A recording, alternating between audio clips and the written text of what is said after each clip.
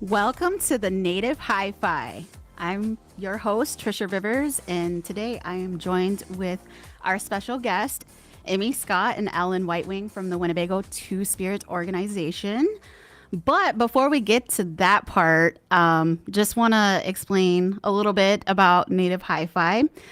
Our mission is to creatively amplify and highlight underrepresented voices through I can never say that, high fidelity broadcasting. And I just want to make mention of our producer here in the studio right now, Bethany Redhorn, because I don't think she ever gets her flowers. But that's just my opinion. But I just want to highlight that Native women do a lot within media, and I just always see Bethany running around doing different things. She's behind the scenes. And so I just want to give her a little applause to say thank you. Yeah. So just a disclaimer, all views expressed are not of the Winnebago Tribe of Nebraska's. All the individuals that come on to the Native Hi-Fi are here in their own capacities and sharing their own stories. And yeah, so I want to focus today on our episode, which is entitled The Right to Exist. And today we are focusing on a lot of the anti-trans bills, what's going on with our two-spirit relatives, and just basically having this conversation centered around, what's going on in our nation, but tying it back to our Native communities. And so I would really love to introduce Emmy Scott. She is an enrolled member of the Winnebago Tribe of Nebraska. She received her JD from Michigan State University College of Law with a certificate in Indigenous Law and Policy. So I'm so glad you're here. Please introduce yourself, and then we'll go over to Alan, and we'll let Alan introduce themselves. And yeah, we'll get into today's episode. Hinakarigi na Ho-chunk Raja, Naju Piwinga Hingaide, Maikhere Raja, Emmy Scott ga Hingaide. I greet you all. My name is Emmy Scott, and my Ho-chunk name is Pretty here. And if you're from Winnebago, I'm from the White Beaver family here. Woo, heck yeah. And then, yeah, sorry. go ahead. I said you're my fine. pronouns are she, her, and hers.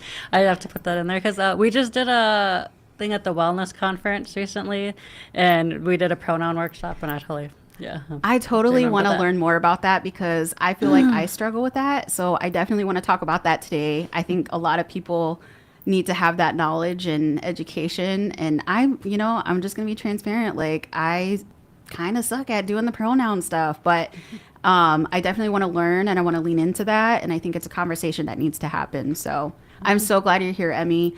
Alan just graduated from the Winnebago Public Schools and is also enrolled with the Winnebago Tribe of Nebraska, serves as a youth board member of the Winnebago Two Spirit Organization. But without further ado, Alan, I would love for you to introduce yourself and tell us a little more about you. Okay. Should I introduce myself? Yeah, you totally. Hinikarigi, Ho-chunk Rajara, Worak Ji Haini Piwinga. Mike the Ajara, Alan Whitewinga, Hingaidena. Hello, my Ho-chunk name is She Who Brings Good News, and I'm happy to be here today, honestly. Cool. I like that. I mean, I'm kind of a simple person, to be honest. All I do is sit down in my room or listen to music. I don't really do much unless like Emmy tells me, "Hey, we're gonna do this," and I just have to get up and get ready, and then be like, "Okay, I'm here. I'm here." What's on your playlist? Right now I have actually been listening to a lot of like blues music. Okay. As soon as I seen Sinners for the first time, I've been like, Yeah, I have not seen that You yet. haven't I haven't seen seen it it? yet. Oh I know my everyone keeps goodness. telling me that. I'm like, oh man. there's like a lot to discuss on that one, but we can do that. Yeah. another that's day. that's a whole entire episode, huh? Yeah. Yeah. Awesome. Yeah. No, there's nothing else that I can really say. For sure, for sure. So you both are from the Winnebago Two Spirit Organization. Could you tell me how that all was created and how it, just how everybody came together? I know there's it just keeps growing, and that's awesome, and I love to see that. Also, too, just kind of getting the community's response to that. Maybe talking about the Ho Chunk history of, Two Spirit relatives, and yeah. So wherever you want to dive in at, I would really love to. Yeah, let's get into it. Let's talk about it. Yeah, sure. The Winnebago Two Spirit, they started off like as under the name Bago Pride, but it was just supposed to be like a one-time event in 2019. Curtis was having like a little. I seen a poster for a flyer for it, and it said like I said, "Oh, cool, someone's doing a Pride event," and it was like just a picnic in the park or something. love that. And we went over there, and then like he couldn't even he didn't have any matches or anything to light the thing. So my brother, Aaron, he went over there and brought him some matches because they were That's trying to awesome. get up the grill over there by the Ho Chunk Village, that, Yeah. that little park there. That's where they had it.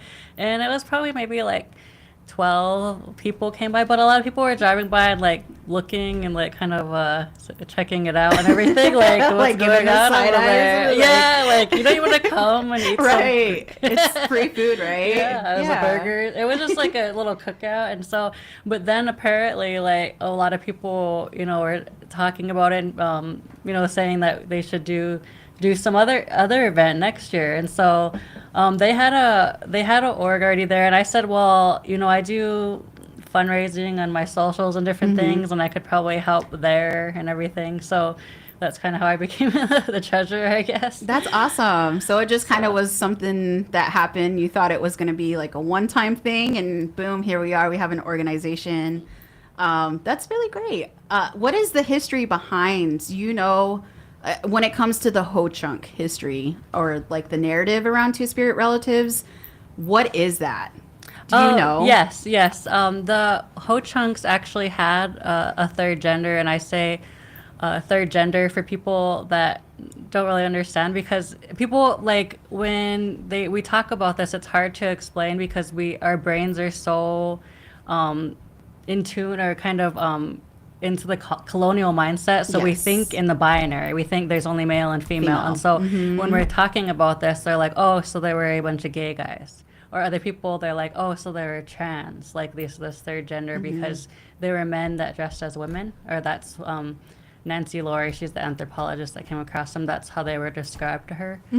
But what they actually were, it wasn't based like, it's not a role based like in sexuality, like how we think of today, like, oh, they're gay and that's just their sexuality. Like it was a Right. societal role. Like, Yes. every person, I think, in the Winnebago culture, Ho Chunk culture, they had a place in the society.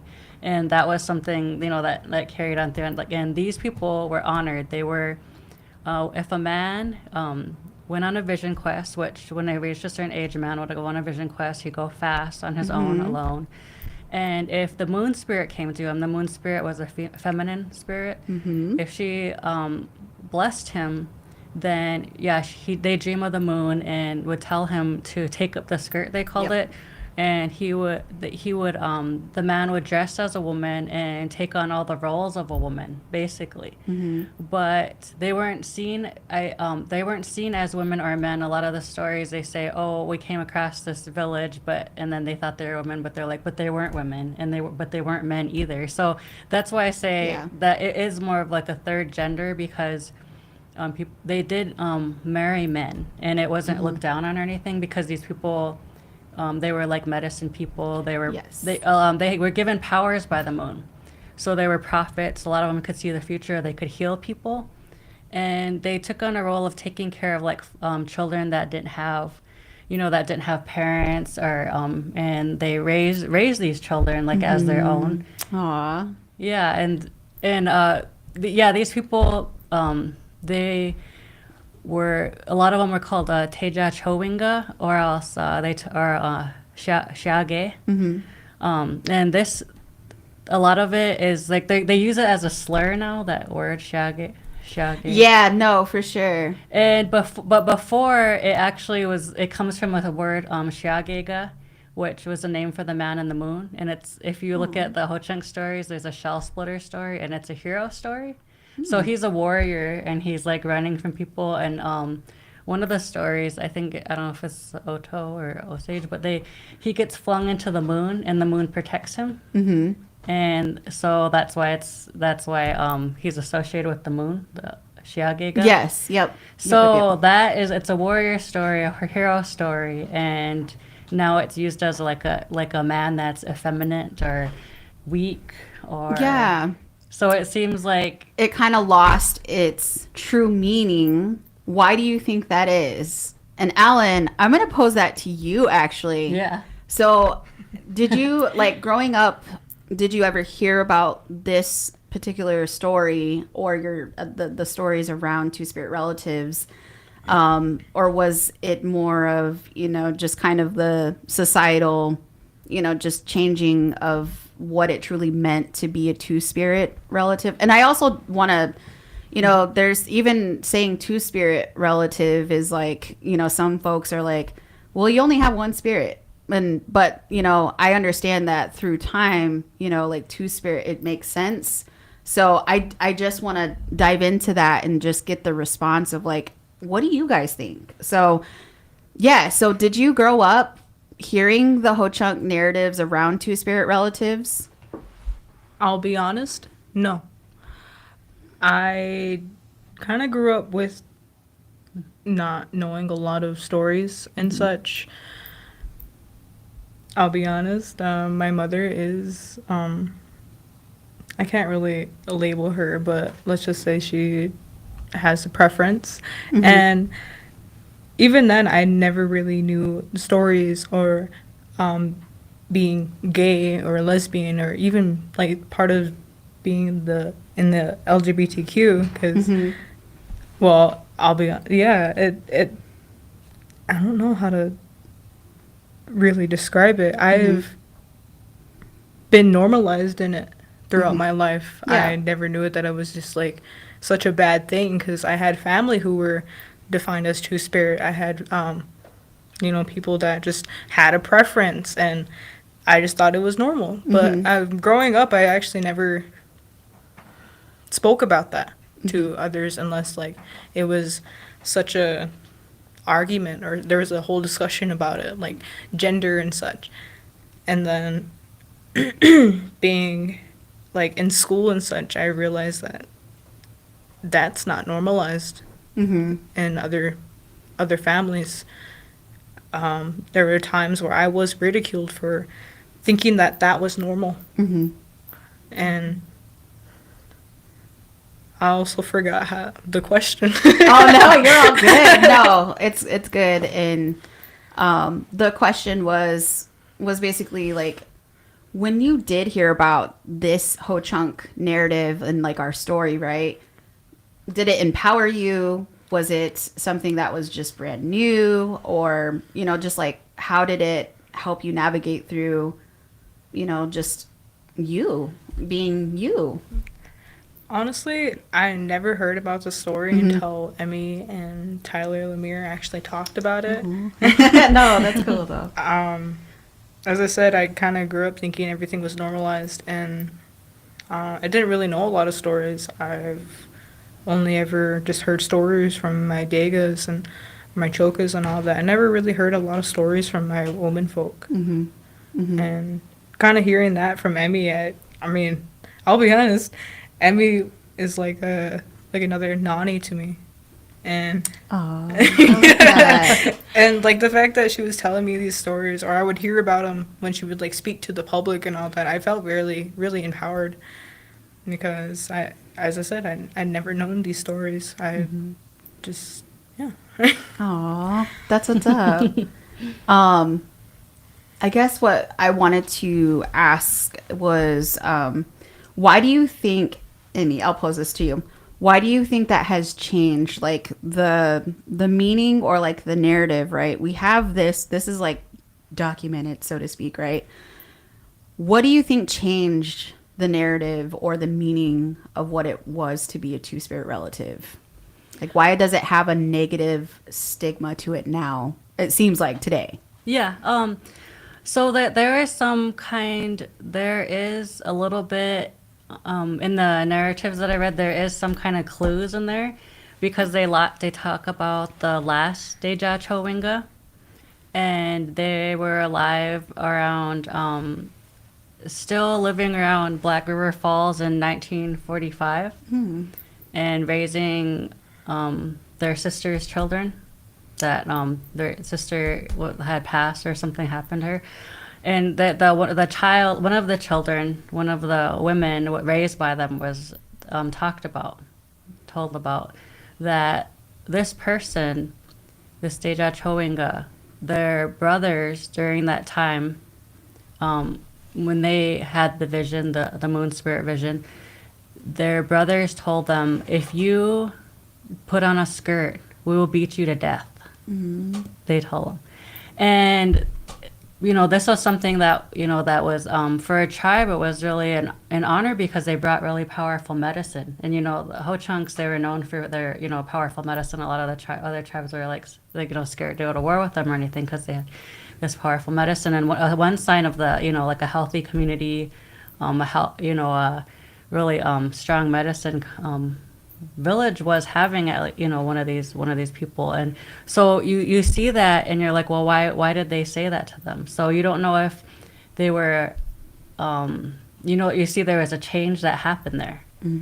And I think during that time there was Indian boarding schools during that time. There was the missionaries had come through before that, and so there was a level of shame that started to be indoctrinated within the tribe, and so that they didn't want to talk about it. And some of the people that this anthropologist talked to, they didn't want to talk about it. They said it was a bad story. They told her this is a bad story. I can't talk about it. And they thought it was bad because they told probably like the Christian missionaries, different people, and in the boarding schools, they have a very you're given this very strict binary. And that was one of the damaging effects of the Indian boarding schools, is that, it wasn't just you're a man or a woman. They made you into a European, a white man or a white woman. Because, I always say this, that Native men, they wore their hair long. They wore war paint, makeup. They a lot of them, they wore lots of jewelry, and especially like woodland tribes, they had like lots of bright colors and like florals, and I mean a lot of that's we're coming like back. decked out. Yeah, like that's how our men were. Yeah. Like they were beautiful, right? But now it seemed like that's emasculate and Or very feminine. very feminine. Yeah. That's like flowers, and you can't wear your hair long, and look like a woman. But that's all European like standards imposed on us, and that part of it was that that Christian influence and saying that's a sin. And so they thought that it was like dirty, it was a sin, it was bad. So then that's why people stopped talking about it, and people people don't know the story anymore, and that's why it needs to be shared and talked about. Absolutely. Alan, what do you think needs to happen today to start changing that narrative, to return it back to how we are, as Ho-Chunks, and and there's different tribes too that have their own stories. I know the Lakota, they have their wink days. Yes. Is that how? Yeah, I don't Wink know. Day, yeah. Wink Day. Is that how you say it? Yeah. Okay. Yeah. Yeah. Learning. But there's different tribes that also have, these concepts or these stories that also support the, kind of align with what we also have too as well. So Alan, what do you think it would take to start changing that narrative back to what it was originally? Honestly, Yeah. okay. Honestly, Okay. like, Just let's lay it all out. Yes. Growing up, I actually remember Wolfscapie. I remember it was over there, and I do recall some stories. I remember, sitting down with like a bunch of little kids, and, I think I remember Kathy. I forgot what her last name was, but I remember she would tell us stories about like Ho-Chunk language and like different trickster stories and such. And honestly, I would think that would do good and like start them early, like let them know about the stories and such, and then as they continue to grow and be more curious and such, I'd say, give them more stories, because that's all we need. We need them to know and to recognize that we have our own stories, and that we should, tell them for the future generation, because that's how we know. I do recall that we always learn through oral tradition. And I honestly, I think that like the dual language class and that the Winnebago Public School has been doing that, and I give them props, because shoot, I always loved culture class. I always loved being a part of that, like learning the language, watching those like animated stories, or those kind of, I'll be honest, kind of sucky puppet shows. We love them though, right? We love them. I always loved them, but I was just like kind of weirded out. I never liked puppets, so. Same. Yeah, Yeah. puppets are, that's a whole nother episode. But yeah, I think that like with the dual language class, like I think almost everybody in like every tribe should actually have like a class, but not like just what dual language class does, like they pick the people, but be able to have after school events or anything to those who want to, and kind of just give people more support on learning.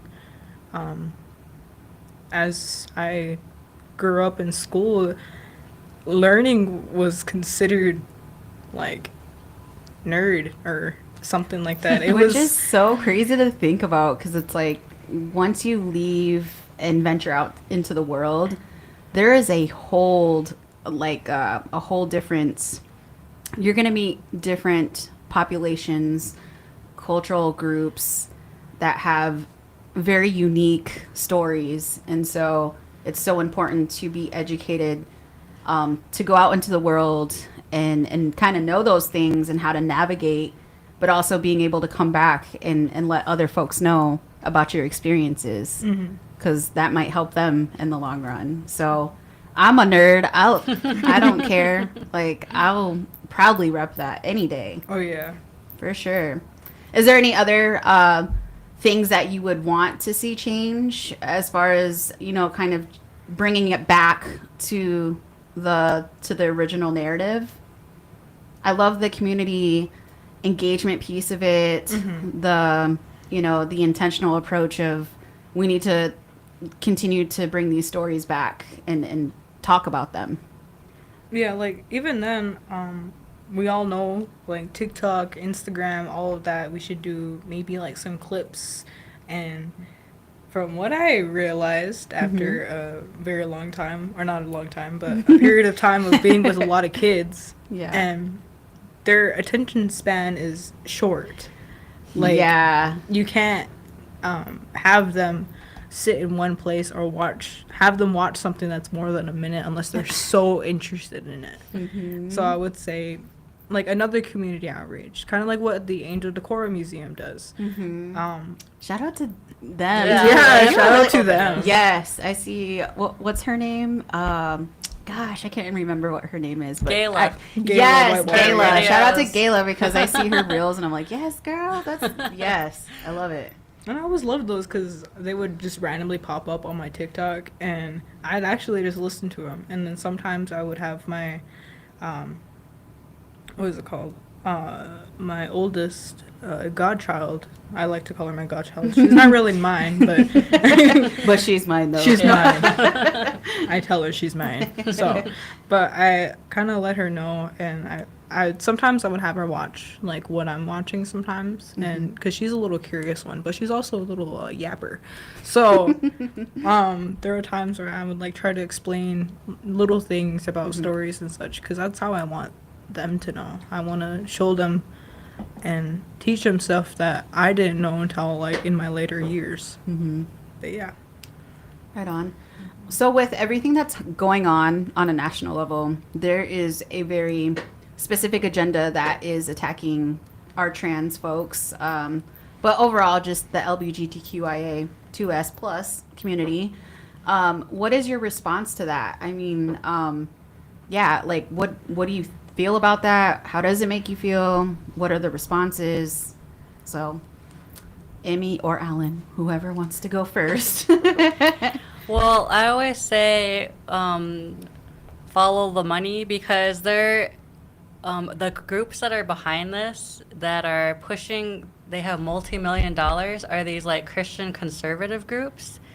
And they have names like Alliances for Defending Freedom and stuff, and they're funding them all over the place. And you have to also look like it's tied to like people think it's like separate from like natives and sovereignty and stuff, but if you look at the people that were funding the anti-ICWA stuff, they were like the Christians for Indian Child Welfare, which is like anybody better than a native is better for raising a child. Oh my like you know like any gosh. what is, yeah like That's so crazy. what they really are is they're white Christian nationalists. Like they want the native, they want everything to be white Christian. Yep. And that's what they want in their schools And our schools. in our schools, like in the everybody's public schools, yeah. Yeah. And they put it under the guise of, like, oh, we want freedom for everybody, we want equality for everybody. But if you look at the Iowa, the transition in the Iowa laws, first it went from, oh, we're trying to make equality for women in sports, right? We don't want them competing against these trans athletes because that's not fair. But then, and they said it's about equality, but then they turn around and this law that was just passed is about openly discriminating against trans people because it's removing gender identity from a protected class. Yes. So it means basically that it's the same civil rights laws that protect, from a long time ago, segregation from, black people. They're like, black people can't, you can't eat in our restaurant. Is it the Jim Crow? Yeah, laws? you can't come and eat in our restaurant. You can't rent a house. You can't Get married. stay in this hotel. You can't get married. That's what we're talking about here is like basic fundamental rights to go into an establishment and be served. And that is what Iowa just passed to remove for trans individuals. So if it's about equality, then why are they removing protections saying, like we don't want them to be able to eat in our restaurants. We don't want to have to stay with them in hotels. We don't want them around us, basically. We don't, like the segment says, we don't want them to exist around us. Yes. It's not exactly. it's never been about equality. No. No, it's No. about hate. Yes. At the very core of it, yes. Alan, how do you feel about everything that's going on nationally and even, just statewide too, Oh yeah. Like, I don't really talk about these type of situations, not because like I'm scared or anything. It's just I really don't. It's not. I won't say it's not my place to do anything. It has frustrated me in many ways that I cannot say. I've read a lot of articles. Because I have been given freedom to internet and all that. And I've always read about all of these like hate things and these hateful ways and the reason why they call it like equality, even though they're literally excluding people, and that's not equality. Like what Emmy has been saying is all true. I don't disagree with that at all. But yeah. you're like what Emmy said. No. What Emmy said, yeah. That's exactly. No, it's very scary and terrifying. I'm not from the community, so I can't say firsthand, like, I know what it feels like, because I don't.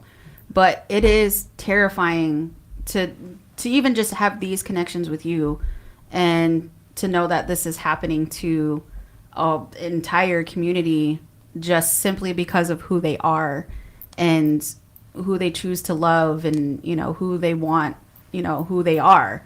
And so, we have the Montana Two-Spirit community who has entered a lawsuit against the state of Montana, I believe, for discrimination against cultural and religious, parts of who they are.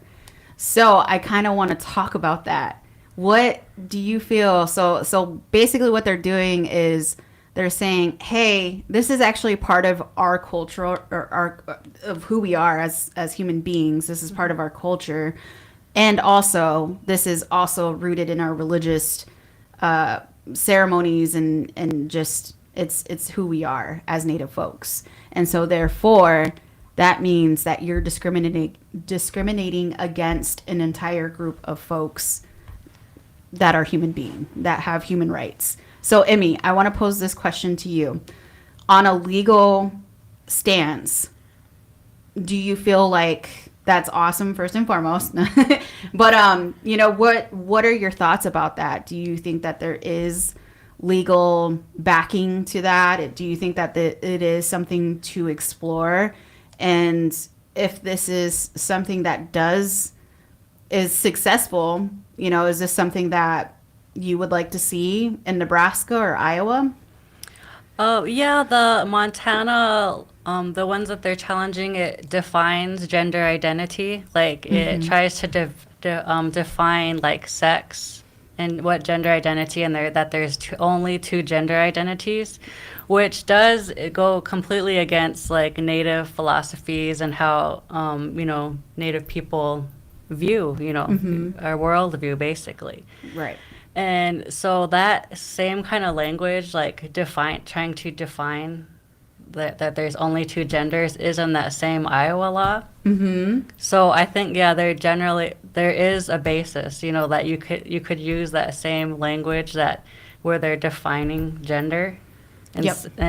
Saying it's anti against Native spirituality and also religious rights. And really, it's kind of like anti-sovereignty in a lot of ways. I mean, they can't really impose it here, but like natives are everywhere.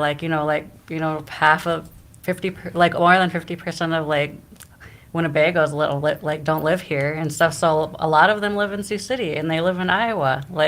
Exactly. So it is affecting. And that's not even let's have that conversation too, because that was something that the government, forced us to also relocate again after being forced to assimilate and try to mass genocide natives. And then you're also pushing us out your what is it, the checkerboard lands, and so now we can't even have economic development successfully because we're just so spread out.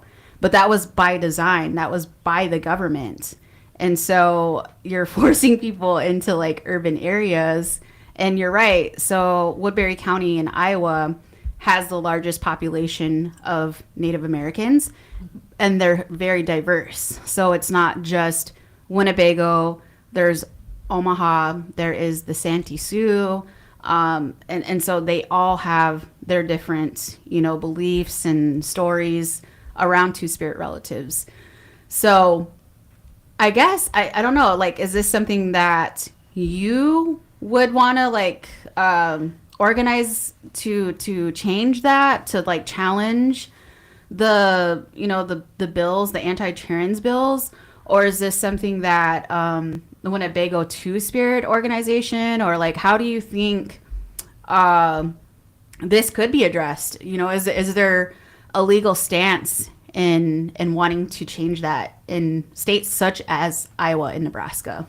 Oh, yeah, I think it's definitely worth, looking into, and that, something that we should probably pursue even. Yeah, we should, just because, well, even if, with, the Supreme Court obviously has kind of been anti-Indigenous lately, and, obviously, lately, it goes back and forth. It goes, ebbs and weaves, right?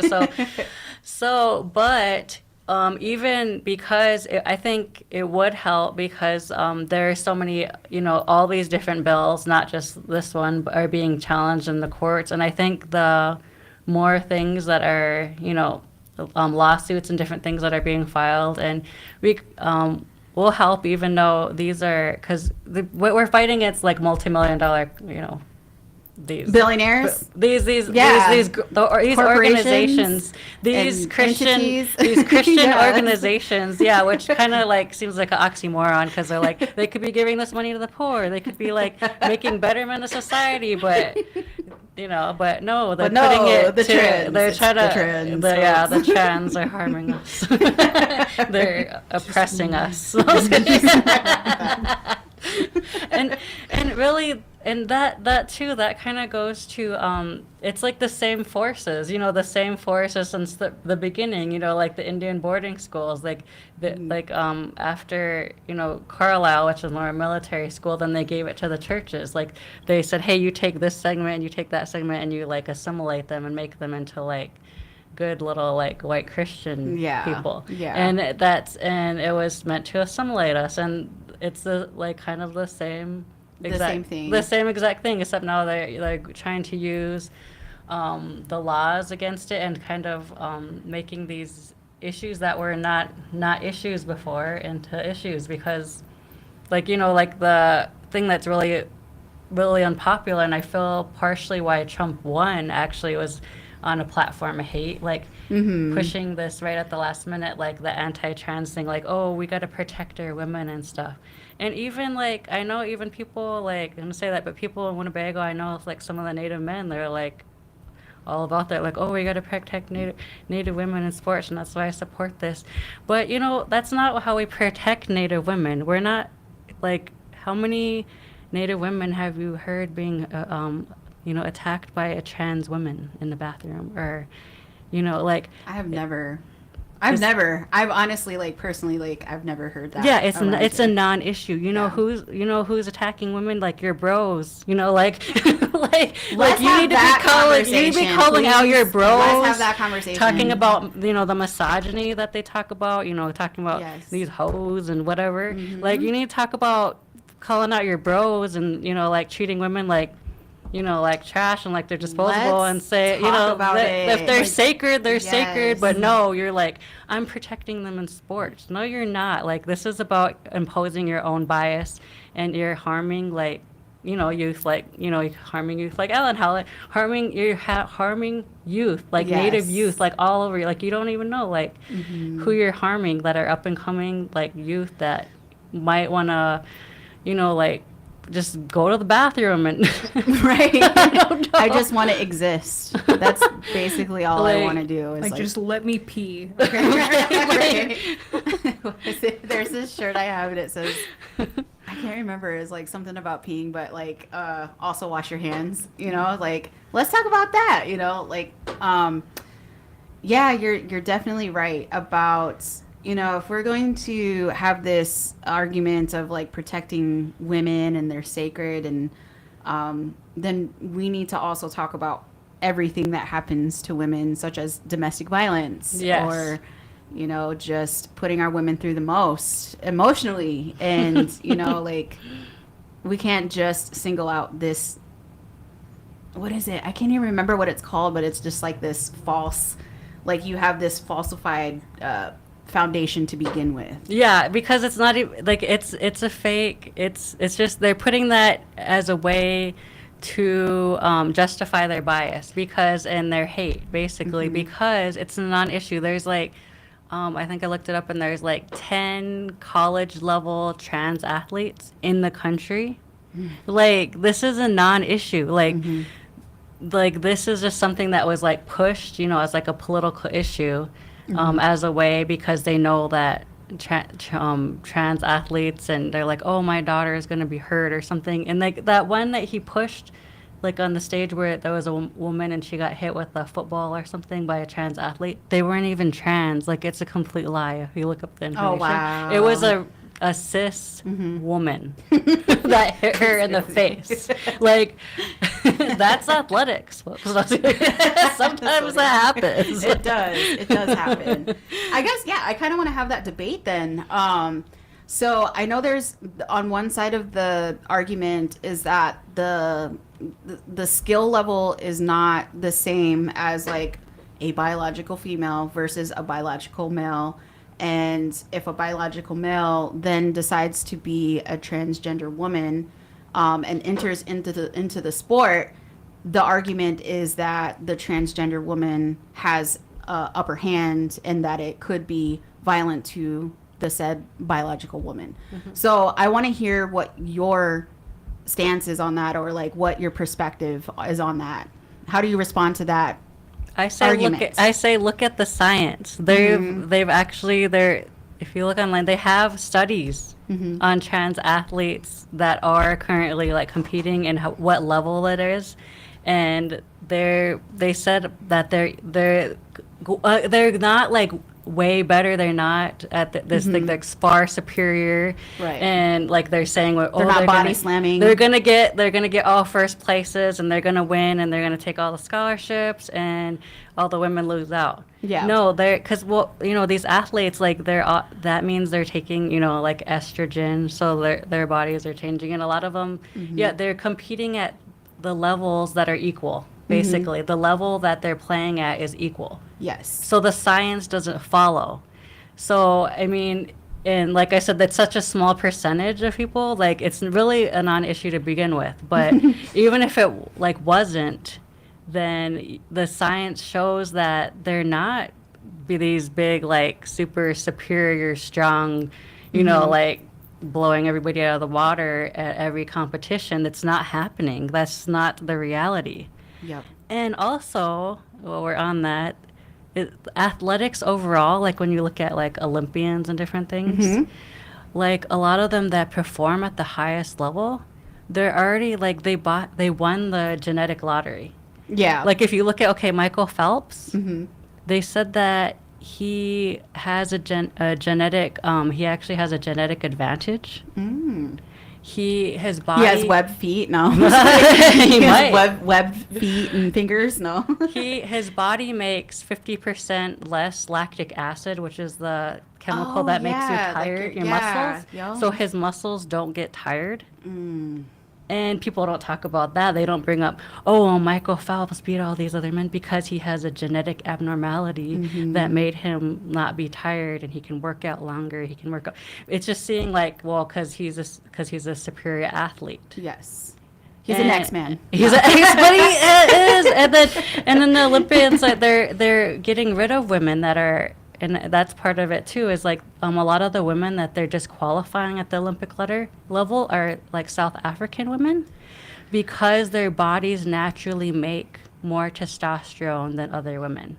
They're not men. Their bodies naturally make more. And they said the only way they can compete is if they take estrogen to make their testosterone, or levels they come down, take right? some kind of hormone therapy to make their hormone levels down at the rest of other people.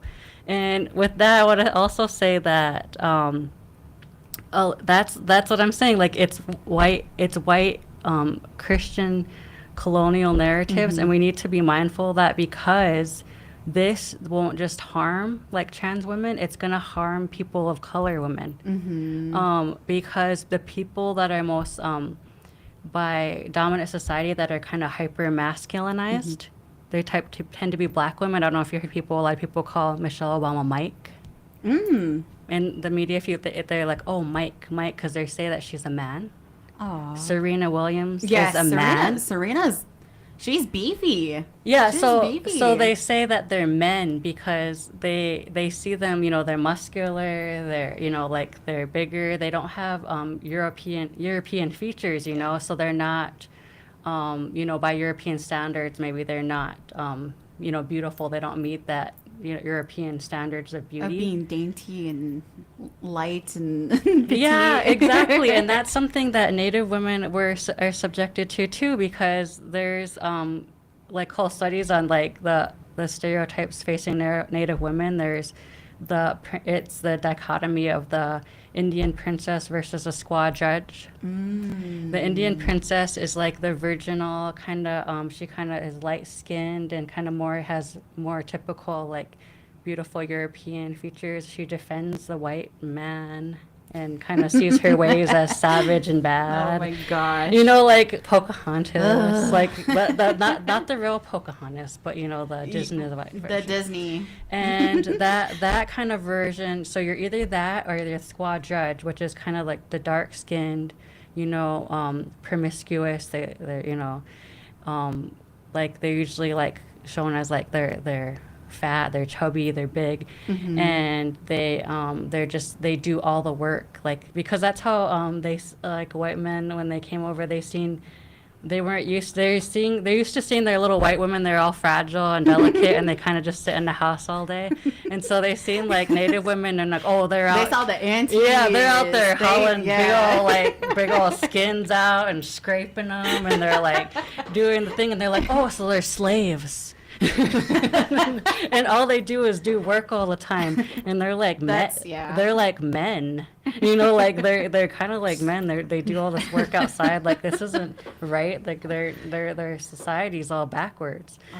And so like the you know like dark skinned women are kind of they're masculinized more.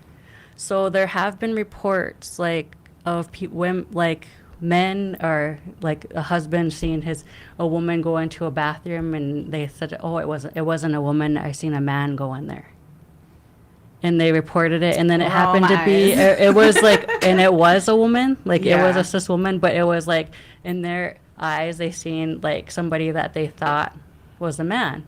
And that's really what's going to start happening if we have all these things in there, is like, and you know who it's going to be directed at? It's going to harm Black women, it's going to harm Native women, because white men, really honestly, it's nobody's business. Yeah. Like, just leave people alone. Let them be. but the people that are seen as like more masculine to like Europeans are or have features that they don't see as, you know, like feminine or women of color. Yes. So Yes. Yep. That is a whole nother episode Yes. to talk about, you know, as far as like whiteness in general. And maybe that's something that we are going to explore, you know, within our future season. But before we close out today, I definitely want to, you know, if there's any events or like, is there anything that the Winnebago Two-Spirit organization is working towards? I mean, it all started out with this cookout. Hopefully Aaron starts to bring the matches again to just burn it all down. And like we can still have the cookout from the burn. No. But yeah, is there anything else that you are all working on towards like change or, you know, just community engagement things? Yeah, we have our Pride Week coming up, and because of, well, you know, the environment and everything, we came up with the theme. It's slashing the gender binary. And it's kind of a slasher theme because it's June 9th through the 13th, and that's Friday the 13th. Hey, I like that. So we already have our stuff out on the drag show, and it's like slasher themed. It's called Final Girls, you know, like the final girls that survive it all. Because that's how natives are. A lot of them are they're native drag queens, and so they're gonna survive and be the last ones alive. Yeah, right. And so we have that, and we keep a hold of our media. We're gonna be on the Big Voice on Tuesday, and me and Curtis to talk about the full week of events, the whole schedule. But one of the things we're having is on Monday they're having a discussion on things that are like medication and different things for people that are interested in transitioning that you don't know that are available at our Winnebago Health Clinic. Oh, cool. That's awesome. Yeah, with See, Dr. Pete. I just didn't even know about That's that. on Monday, yeah. So that's so cool. Right on. Yeah. Well, I want to encourage everybody to come out and support, and definitely just to like start having that conversation at home. You can definitely hit up Winnebago Two-Spirit Organization on Facebook. Not sure if you have a website at all. No, it's in progress. It's in progress, for sure. Well, I want to say thank you so much for coming on today. And if you are interested in becoming a sponsor of the Native Hi-Fi, I'm also looking for any Native artist, even in the local community. If you are a rural community artist, you know, that has music, we would love to showcase it. If you have any ideas please hit me up at trisharivers@redskynation.org. We're always wanting to explore different ideas and topics, so please hit us up. And yeah, so you can find us on redskynation.org, the Native Hi-Fi, and we will be coming back with more topics. And yeah, that kind of concludes our first episode. And yeah, we'll definitely be on the airwaves, and yeah, that's all I can say. Yeah, that's it. So thank you to everybody who tuned in today, and I look forward to coming back to the airwaves. And yeah, just check us out. So, all right.